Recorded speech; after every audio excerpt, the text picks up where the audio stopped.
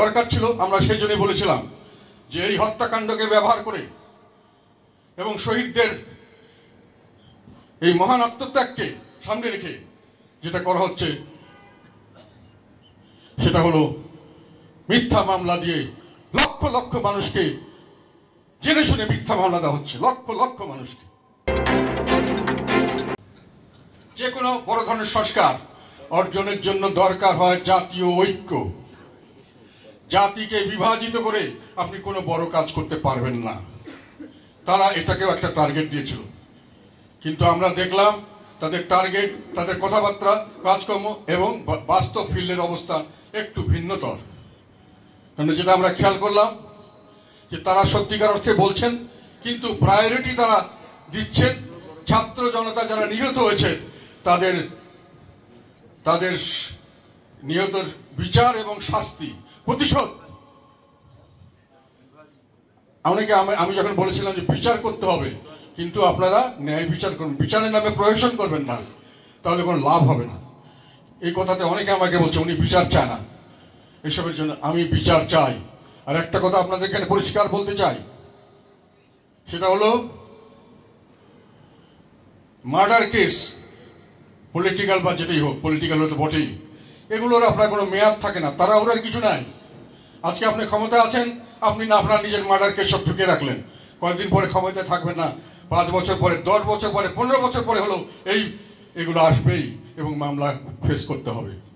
এবং আজকে যারা এই ঘটনার সময়কার মার্ডারের কথা বলছেন, এই সময়কার পরের মার্ডার, এর আগের মার্ডার, সব মার্ডারেরই যে রাজনৈতিক এগুলোর বিচার, সঠিক বিচার হবে। কাজে এটা নিয়ে তাড়াহুড়া করার কোনো দরকার ছিল না, দরকার নাই। দরকার ছিল, আমরা সেই জন্যই বলেছিলাম যে এই হত্যাকাণ্ডকে ব্যবহার করে এবং শহীদদের এই মহান আত্মত্যাগকে সামনে রেখে যেটা করা হচ্ছে সেটা হলো মিথ্যা মামলা দিয়ে লক্ষ লক্ষ মানুষকে জেনে শুনে মিথ্যা মামলা দেওয়া হচ্ছে, লক্ষ লক্ষ মানুষকে। এবং তারপরে এটা নিয়ে দুর্নীতি হচ্ছে এবং তার পরবর্তীতে এই ধাক্কায় বিভিন্নভাবে প্রতিশোধের কথা, ব্যক্তিগত প্রতিশোধ, সামাজিক, রাজনৈতিক যে কোনো প্রতিশোধ এবং হয়রানি করার জন্য এই মামলাগুলিকে ব্যবহার করা হচ্ছে। শহীদের আত্মদান সবচেয়ে বেশি সম্মান দেওয়া হয়, তারা যে জন্য শহীদ হয়েছে সেইটিকে আমি পূর্ণতা দেব, সেটি হলো সবচেয়ে বড় সম্মান দেওয়া তাদেরকে। সেখানে আমরা সেটার জন্য কথা বলছি, সেটার জন্য দরকার ছিল জাতীয় ঐক্য, কিন্তু আমরা দেখলাম বিভিন্নভাবে জাতীয় ঐক্যকে বিঘ্ন করা হচ্ছে। এটাও জাতীয় ঐক্য বিঘ্নের একটি ঘটনা। আমি এটাই দিয়ে বলতেছিলাম, বিঘ্ন, আপনার মামলা করতে চান করবেন, সঠিক লোককে ধরেন, ইনভেস্টিগেশন করেন, মামলা করেন, শাস্তি দেন, প্রসেসে যান, কোনো অসুবিধা নেই।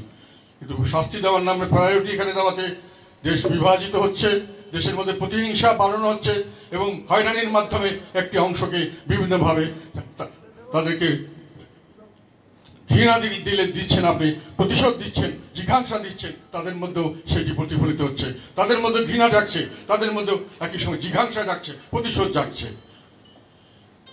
সেই কথাটাই আমরা বলেছিলাম, এই জিনিসটি করলে আসল উদ্দেশ্যটি ব্যর্থ হবে। সেটা হলো যে জনগণ যে জনজীবন দিয়েছিল একটি ভালো নির্বাচন, একটি ভালো শাসন ব্যবস্থা, তারপরে একটি বৈষম্যহীন সমাজ। এখন তাই হয়ে গেছে। আমরা অনেক দিন থেকে লক্ষ্য করছি সারা দেশকে দুভাগে বিভক্ত করা হয়েছে।